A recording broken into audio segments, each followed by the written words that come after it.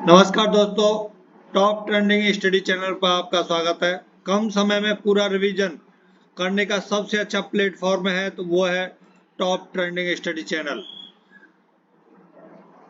Polity के important क्वेश्चनों की 1000 plus series चल रही है। इससे पहले 14 सेट हो चुके हैं, आज है 15वां सेट। शुरू करते हैं।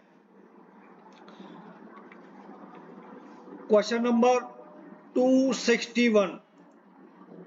260 क्वेश्चन हो चुके हैं इससे पहले। सभी इंपॉर्टेंट क्वेश्चन है, हर एग्जाम के लिए इंपॉर्टेंट है, जिसमें जी के जीएस आती है।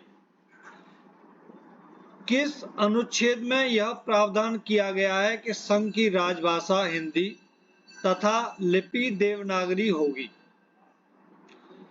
तो इसका अनुच्छेद 343, अनुच्छेद 324, अनुच्छेद 352, 371। आंसर है अनुच्छेद 343। ऑप्शन ए सही है।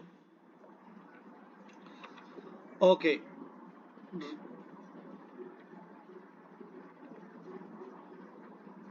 राजभाषा हिंदी से संबंधित जितने भी क्वेश्चन बनते हैं, जितने भी पॉइंट हैं, वो कंप्लीट कवर कराता हूं।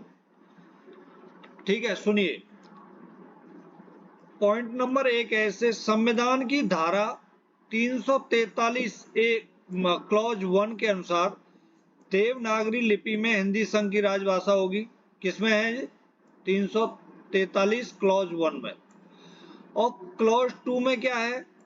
343 क्लॉज 2 में यह है कि अंग्रेजी के आधिकारिक कार्य में उपयोग संविधान आरंभ होने की तिथि के 15 वर्ष अर्थात 25 जनवरी 1965 की अवधि तक जारी रखने के लिए कहा गया है। इसका कहने का अर्थ यह है कि आर्टिकल 343 क्लॉज 2 में जब भारत देश आजाद हुआ था तब से 15 साल तक ही केवल अंग्रेजी को आधिकारिक कार्य में उपयोग किया जाएगा, ये इसमें लिखा हुआ है। ठीक है, नेक्स्ट में क्या हुआ कि भाई जो 15 साल थे वो फिनिश हो गए, तो इन्होंने क्या किया? क्लॉज 3 जोड़ दिया, 343 क्लॉज 3। तो उसमें फिर आगे क्या बोल दिया? 25 जनवरी 1965 के बाद भी आधिकारिक प्रयोजनों के लिए अंग्रेजी के उपयोग को जारी करने के लिए कानून बनाने का अधिकार दिया गया। राजभाषा अधिनियम, ये याद रखना, पूछा जाता है। राजभाषा अधिनियम 1963 संशोधित जो हुआ था वो हुआ था 1967 में, संशोधन इसमें अधिनियम में की धारा 3 के क्लॉज 2 के अनुसार 25 जनवरी 1965 के बाद भी आधिकारिक कार्य में अंग्रेजी के उपयोग को जारी रखने की बात कही गई है। इस अधिनियम में यह भी बताया गया है कि हिंदी और अंग्रेजी के दोनों भाषाओं का उपयोग कुछ विशिष्ट प्रयोजनों के लिए अनिवार्य रूप से किया जाएगा। मतलब जहां जहां काम हो सकता है, जहां हिंदी और अंग्रेजी दोनों का सामान्य रूप से प्रयोग किया जाएगा, जैसे प्रस्ताव, सामान्य आदेश, नियम, अधिसूचना, प्रशासनिक, अन्य रिपोर्ट, प्रेस, संप्रेषण, प्रशासनिक, अन्य रिपोर्ट तथा संसद के सदनों या सदन में रखे जाने वाले आधिकारिक पत्र, ये सभी हिंदी और इंग्लिश में होंगे। जहां इंग्लिश की जरूरत है इंग्लिश में यूज होंगे, जहां हिंदी की जरूरत है वहां हिंदी में जरूरत। नेक्स्ट है, ये इंपॉर्टेंट है, बेंगलोर, कोचीन, मुंबई, कोलकाता, गुवाहाटी, भोपाल, दिल्ली और गाजियाबाद में 8 क्षेत्रीय कार्यान्वयन कार्यालयों की स्थापना संघ की राजभाषा नीति के कार्यान्वयन की निगरानी हेतु की गई है। ठीक है, कहाँ? बेंगलोर, कोचीन, मुंबई, कोलकाता, गुवाहाटी, भोपाल, दिल्ली और गाजियाबाद। कहाँ है? 8 क्षेत्र है। वर्ष 1967 में केंद्रीय हिंदी समिति का गठन हुआ था। ठीक है, इंपॉर्टेंट है, याद रखना। राजभाषा विभाग द्वारा एक तिमाही पत्रकार राजभाषा भारती का प्रकाशन किया जाता है। 1976 में राजभाषा अधिनियम 1963 की धारा 8 क्लॉज 1 के प्रावधानों के तहत राजभाषा के नियम बनाए गए थे। नेक्स्ट है, संविधान के किस अनुच्छेद में हिंदी भाषा के विकास के लिए निर्देश दिया गया है? तो अनुच्छेद 336, 330, 351, 343। आंसर है 343, ऑप्शन डी सही है।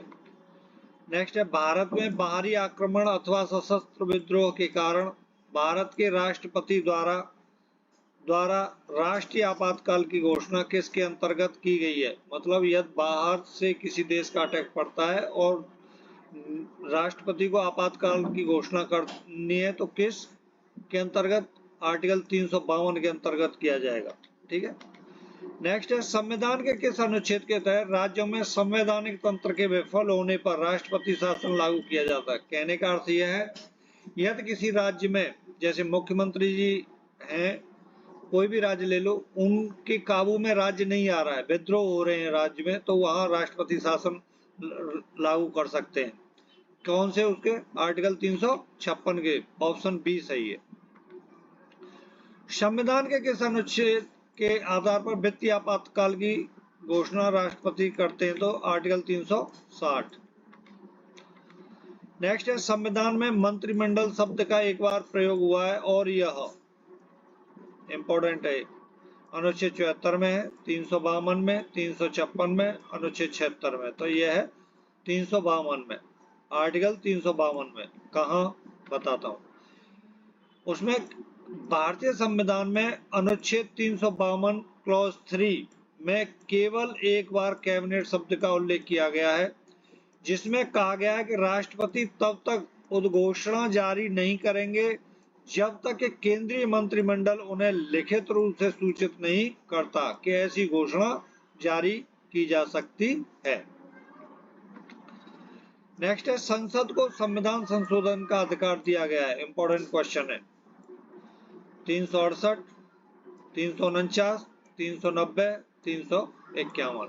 तो ऑप्शन ए सही है, इंपॉर्टेंट है, ये ध्यान रखना। 368, अनुच्छेद 368 के अंतर्गत संविधान में संशोधन किया जाता है। ठीक है। और कौन करेगा संविधान में संशोधन? संसद। नेक्स्ट है, संविधान के किस अनुच्छेद के अंतर्गत नागालैंड राज्य के संबंध में विशेष उपबंधों का प्रावधान किया गया है? आर्टिकल 371 क, 370, 371 ख, 371 च। तो आर्टिकल 371 ख, सी ऑप्शन सही है। नेक्स्ट है, अनुच्छेद 356 का संबंध किससे है? अभी मैंने बताया था, राष्ट्रपति शासन से, संविधान संशोधन से, वित्तीय आपातकाल से और राष्ट्रपति आपातकाल से। तो राष्ट्रपति शासन से, ऑप्शन ए सही। लास्ट क्वेश्चन है, भारतीय संविधान के किस अनुच्छेद में विभिन्न राज्यों से संबंधित विशिष्ट प्रावधान का उल्लेख है? अनुच्छेद 370, अनुच्छेद 369, अनुच्छेद 371, अनुच्छेद 372। तो आंसर है अनुच्छेद 371, ऑप्शन सी सही है। Thank you for watching this video. अगली वीडियो के साथ कल मिलेंगे। नमस्कार।